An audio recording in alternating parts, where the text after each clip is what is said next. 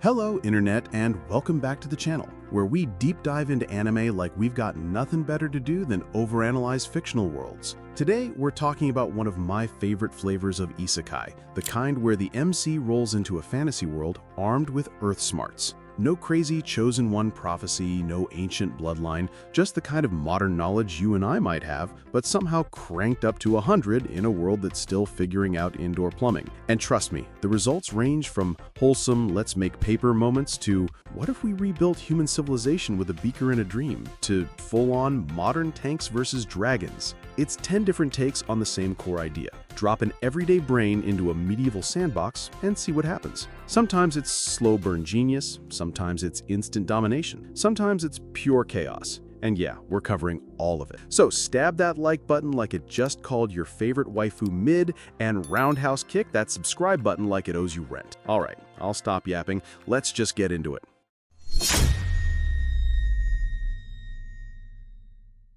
All right, so let's start small, like really small. Not fighting demon lords with laser beams small, but I just want to read a damn book small. And that's exactly where Ascendance of a Bookworm comes in. Imagine you're the ultimate book addict, the kind of person who'd rather miss a party than put down a novel. Now imagine your life ending because, well, a mountain of books literally falls on you. Yeah, that's Urano Motosu's tragic exit. She wakes up in a medieval fantasy world as mine, a frail little girl with the soul of a librarian, and plot twist, books here are rarer than PS5s on launch day. For the rich nobles only. Brutal, right? But mine's not just gonna sulk in the corner. She's got all her modern memories, so she's like, fine, I'll make my own books. Which is easier said than done because this world is pre-printing press, pre-paper mill, pre-everything. So she's over here inventing paper, creating ink, introducing shampoo, basically dragging the whole town into the Renaissance, one tiny life hack at a time. And the best part? This isn't one of those I dropped modern tech and instantly became queen stories. It's slow, it's frustrating, and people look at her like she's speaking alien. Add in the fact that she's constantly battling this rare illness called the Devouring, and suddenly her fight to make books is this uphill war against society and her own body. Critics, they started skeptical, like, do we really need another isekai? But ended up hooked. The world building's tight, the wins feel earned, and the focus on small innovations makes it stand out. Sure, mine can act a little smug sometimes, but given her knowledge gap with everyone else, it kinda comes with the territory. So yeah, if you are the kind of person who geeks out over craft, community, and watching a world slowly level up from scratch, Bookworm is your jam. If you want constant magic battles, then you might be tapping your foot waiting for something to explode. And speaking of worlds leveling up, what if instead of one girl quietly inventing paper, you had a teenage genius rebuilding all of civilization from scratch? Yeah, buckle up, because next, we're talking Dr. Stone. Alright, so we just talked about mine slowly dragging a medieval town into the age of literacy. But what if instead of pacing yourself, you went full throttle? Like, let's rebuild literally everything humanity ever invented mode. That's where Dr. Stone comes crashing in. Picture this. One random day, the entire human race gets turned into stone statues. No warning, no, hey, brace yourself. Just boom, 3,700 years gone. When people finally start waking up, the world's gone full nature documentary. Cities are rubble, skyscrapers are overgrown, and civilization dead.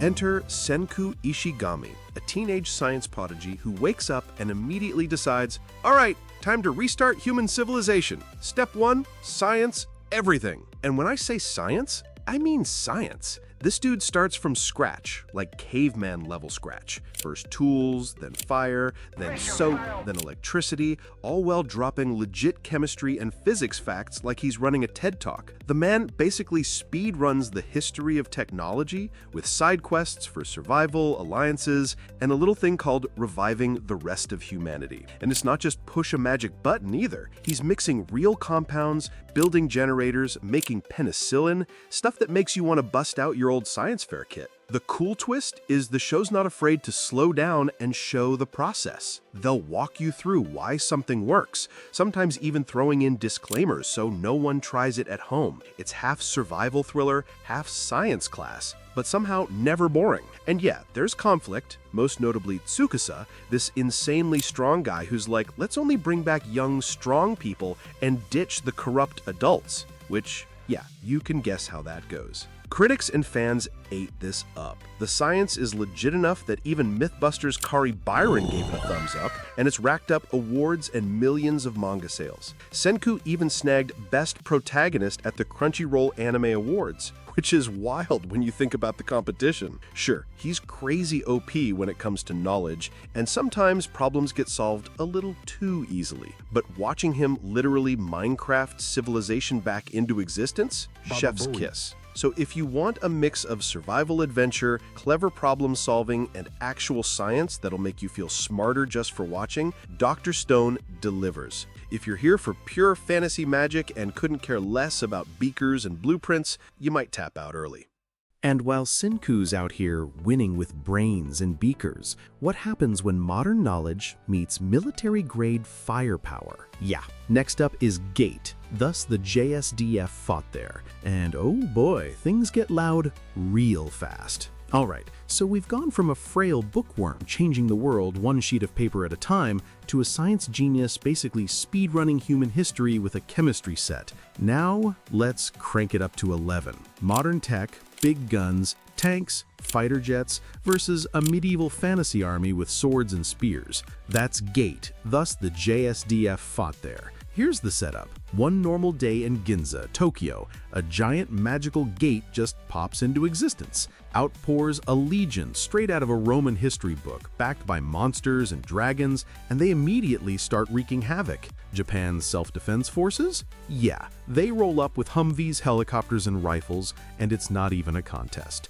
The JSDF wipes the floor with them so hard, it's like watching a Call of Duty player in a Minecraft PvP lobby. And they don't stop there. Japan decides, okay, let's explore what's on the other side, and sends an expedition into this special region. That's where we meet our MC, Lieutenant Yoji Itami, a laid-back otaku who somehow balances running military ops with knowing way too much about fantasy tropes. He ends up rescuing locals, befriending a princess named Pina Colada, yes, that's really her name, and juggling peace talks while occasionally humiliating the Empire's royalty. Meanwhile, other Earth nations are side-eyeing Japan, wanting a piece of this new world's resources. The modern knowledge here is all about sheer, unchallenged military dominance. Tanks versus cavalry? Yeah, the tanks win. Apache helicopters versus a dragon? Guess who's getting roasted? Hint, not the helicopter. Even logistics and supply chains are so advanced compared to the fantasy world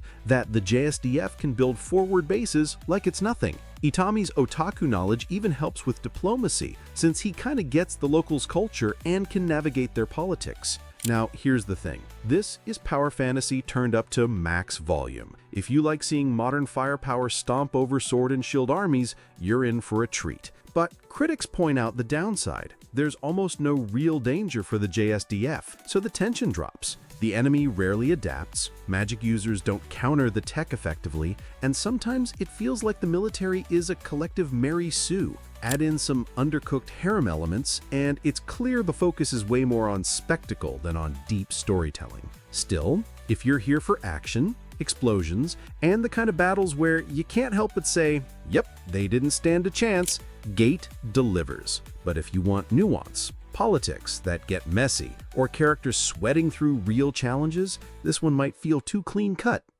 And speaking of clean-cut, what happens when your biggest modern knowledge cheat code isn't an army, but a smartphone that works in a magic world? Yeah, next up is In Another World with My Smartphone. And trust me, it's as ridiculous as it sounds. Alright, so we've gone from guns and tanks flattening dragons to a guy whose biggest weapon is basically the same thing you're probably watching this on right now. Yep, In Another World with My Smartphone. So meet Toya Mochizuki, a regular teen who gets yeeted out of life, not by a tragic accident or a monster attack, but because God literally zaps him with a lightning bolt by mistake. Big oops. As an apology, God reincarnates him into a fantasy world and lets him keep his smartphone. Oh, and just for fun, maxes out all his stats, gives him infinite magic, and makes him good at everything. It's like starting an RPG with all cheats turned on. The phone? Yeah, it still works. GPS, camera, video calls,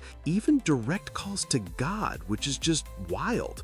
Toya uses it to look up info, translate stuff, and occasionally pull up recipes or maps. But honestly, half the time you forget he even has it because he's already so overpowered he barely needs it. He's pulling off magic in every element, one-shotting enemies, and basically speedrunning his way through quests while gathering a harem of fantasy waifus along the way. And here's the truth, this isn't about struggle or tension. It's pure, no-stress wish fulfillment. The phone's modern knowledge angle mostly shows up in small ways, like making ice cream, but the plot doesn't really hinge on it. Instead, the show's vibe is just chill. No big stakes, no nail-biting fights, just Toya casually winning at life like it's all on easy mode. Now, reception-wise, yeah, critics roasted it, calling it bland, predictable, and basically the anime equivalent of junk food. But for some people, that's exactly the appeal. It's background noise comfort viewing. You throw it on, zone out, and enjoy the fact that nothing bad is ever really going to happen to the MC. So if you want high drama,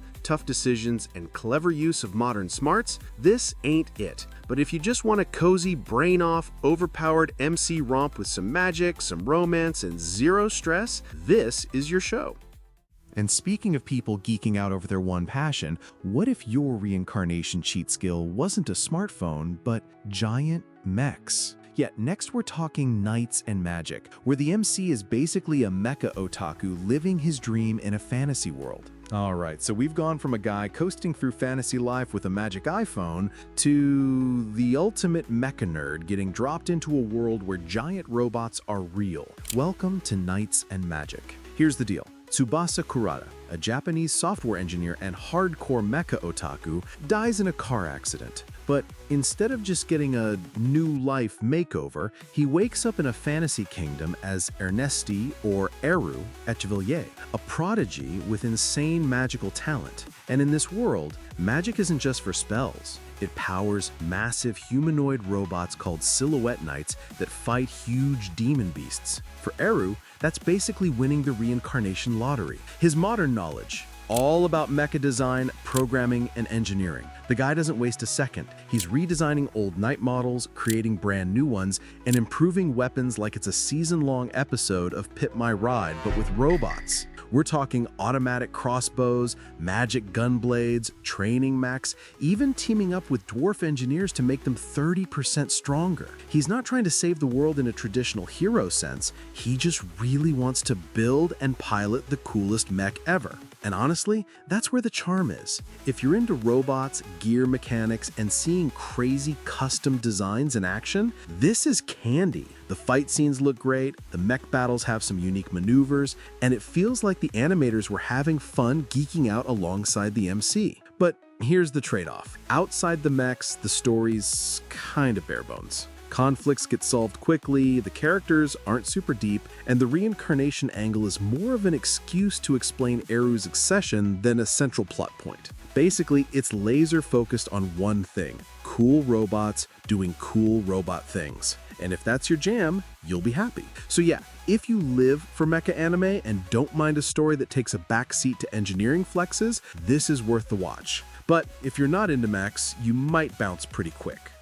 Oh, and hey, if you're vibing with this list so far, do me a solid. Hit that like button like you're crit hitting a final boss, subscribe so you don't miss part 2 of this brain meets fantasy ride, and drop a comment with your favorite modern knowledge isekai anime so far. Trust me, I read them, and some of you have better recommendations than the algorithm ever will.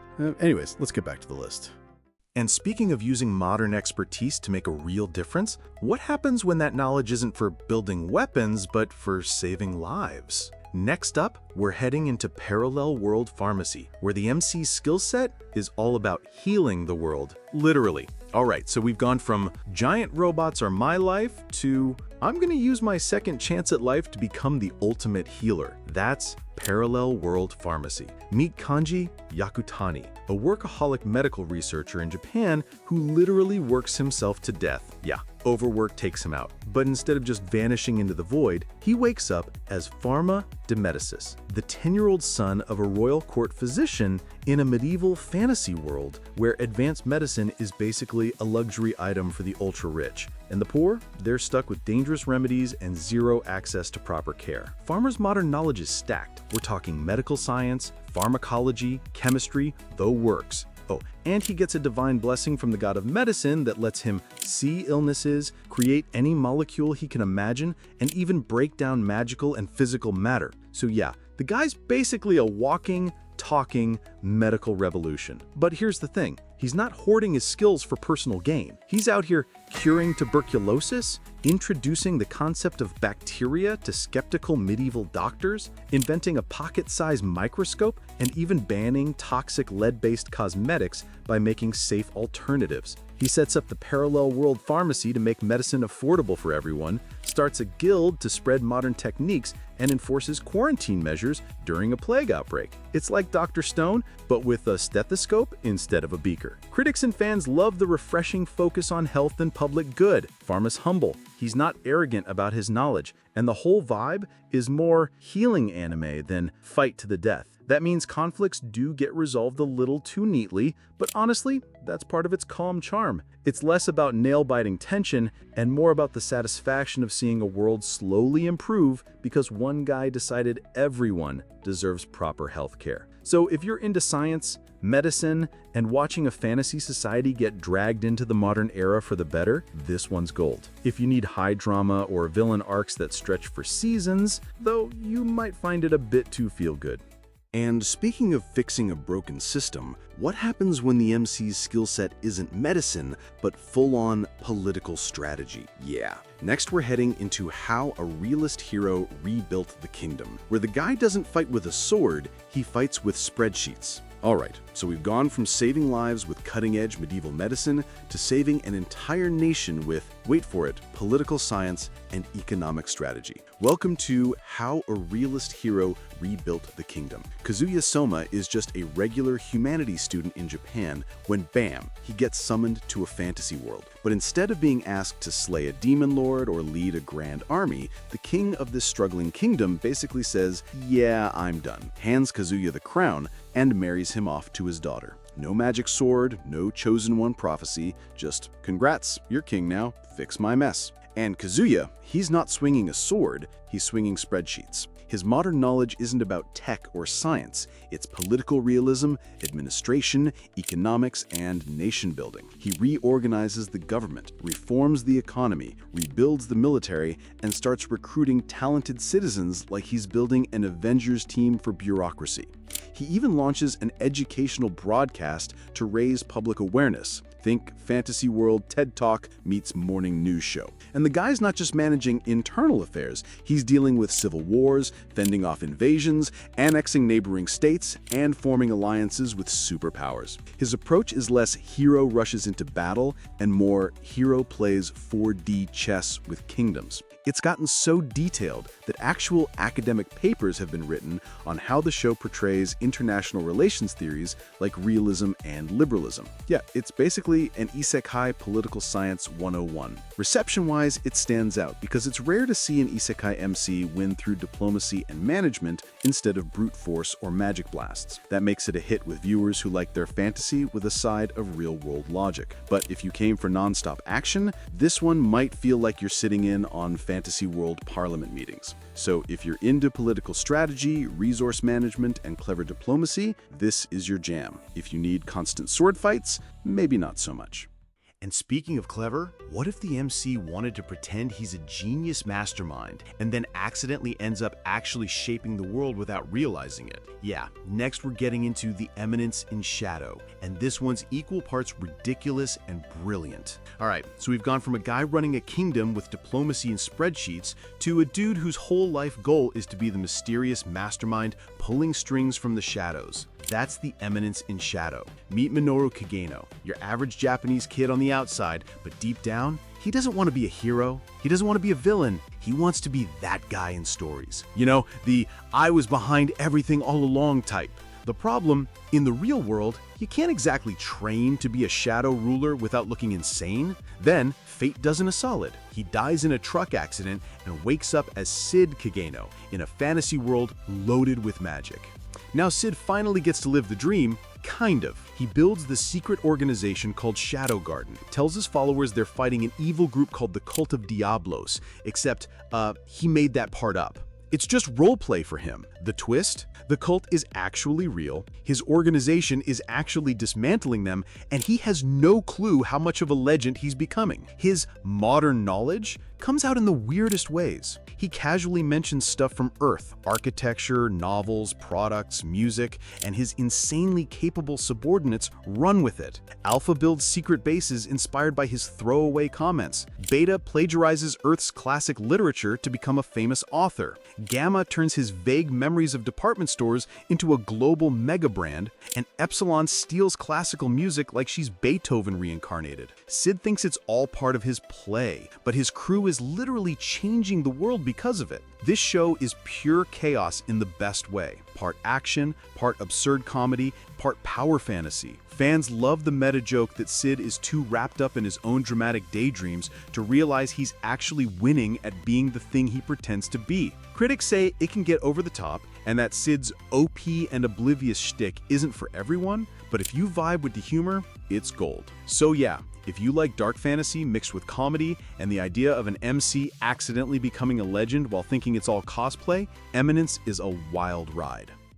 And speaking of second chances, what happens when the MC uses theirs not for power or ego, but to redeem themselves and save lives in a world they once screwed up? Next up is Dr. Elise, the royal lady with the lamp, where medical drama meets royal politics. Alright, so we've gone from an oblivious mastermind accidentally changing the world to a woman who knows exactly what she's doing, and this time she's determined to get it right. That's Dr. Elise, the royal lady with the lamp. So here's the rundown. Elise starts off as your classic villainous princess, spoiled, selfish, and not exactly loved by her people. Her life ends with betrayal and execution. But instead of that being the end, she's reincarnated in modern Japan as Oi Takamoto, where she completely flips her life around and becomes a top-tier surgeon. Years later, fate sucker punches her again. Plane crash, and she wakes up back in her original body, 10 years before her death sentence.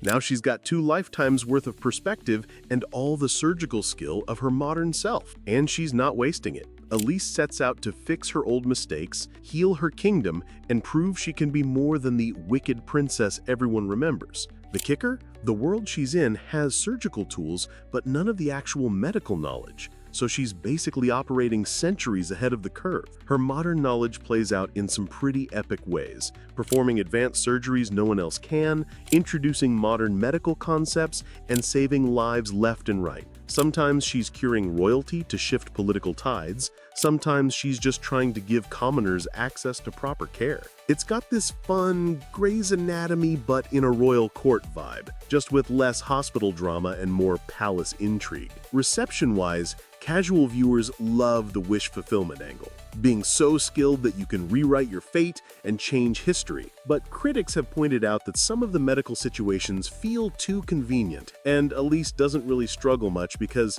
she's just that good. If you're here for gritty realism, it might not hit. But if you're in it for redemption arcs, palace politics, and cool medical flexes, it works. So yeah, if you like second chance stories with strong female leads who use modern skills to rewrite their legacy, this one's worth it. And speaking of rewriting legacies, What if your past life was as the world's greatest assassin and you got reincarnated with a kill order to save the world? Yeah. Last on our list is the world's finest assassin gets reincarnated in another world as an aristocrat, and it's as intense as it sounds. Alright, so we've gone from a master surgeon rewriting her royal legacy to the deadliest hitman on Earth getting a shot at life number 2 with a kill mission attached. That's the world's finest assassin gets reincarnated in another world as an aristocrat. Our MC starts off as an old man, legendary assassin, feared and respected worldwide until his own organization betrays and kills him. A goddess steps in with an offer. I'll reincarnate you into a fantasy world, but you've got to assassinate the hero before they destroy the world after beating the demon lord. He accepts, gets reborn as Lug Tuatha Dé, heir to a noble family of assassins, and wastes no time blending modern tactics with fantasy magic. And when I say blending, I mean this dude is min-maxing every skill like he's speedrunning a tactical RPG. He's enhancing spells with modern physics, crafting custom weapons, and even synthesizing metals to make better gear. In one life, he ran Black Ops. In this one, he's running assassination missions with sniper rifles and magic enchantments. But Luke's not just about killing. He goes undercover as a merchant, builds a cosmetics empire, and drops products like lotion and chocolate to rack up serious cash and influence. Think John Wick meets Shark Tank, but in a medieval fantasy setting. The modern knowledge here is tactical, economic, and practical. Lug isn't just the best shot in the room. He's building intelligence networks, planning assassinations months in advance, and using business as a cover to bankroll his operations. He's the guy who will poison you with something you didn't even notice in your drink 3 weeks ago. Fans love it for the mix of strategy, action, and a protagonist who's actually an adult with real-world experience. No awkward teenage naivety here. Sure, it's got harem elements that not everyone vibes with, and some people see it as just swapping one boss for another since Lug is still working under a higher power. But if you want an OP lead who's cunning, competent, and deadly precise, it's a great pick. So yeah, if you like your fantasy with a side of espionage, assassination, and economic warfare, this one's for you. If you'd rather have something light and cozy, maybe stick to Bookworm. Alright folks, that's it for our deep dive into modern knowledge Isekai, aka how to break a fantasy world using nothing but your Earth brain. Honestly, I had a blast going through these because it's wild how one idea can branch into so many different vibes. Paper-making underdog stories, mad science rebuild the world arcs, political chess matches, and yeah, the occasional I brought a tank to a sword fight flex. Now, I want to hear from you. Which of these anime would you want to be dropped into? If you had to bring one modern skill to a fantasy world, what would it be? And be honest, would you use it to help people or go full villain arc? I'll be watching you in the comments, so don't just ghost me. And hey, if you made it all the way here, you're a real one. Smash that like button like it's a slime that dropped no loot, hit subscribe so you don't miss the next binge session, and share this with that one friend who thinks they could totally survive medieval times. Thanks for watching. I hope you have an awesome day, and remember, modern knowledge in a fantasy world is basically DLC nobody else has. Use it wisely, or don't. I'll catch you in the next one. Peace out.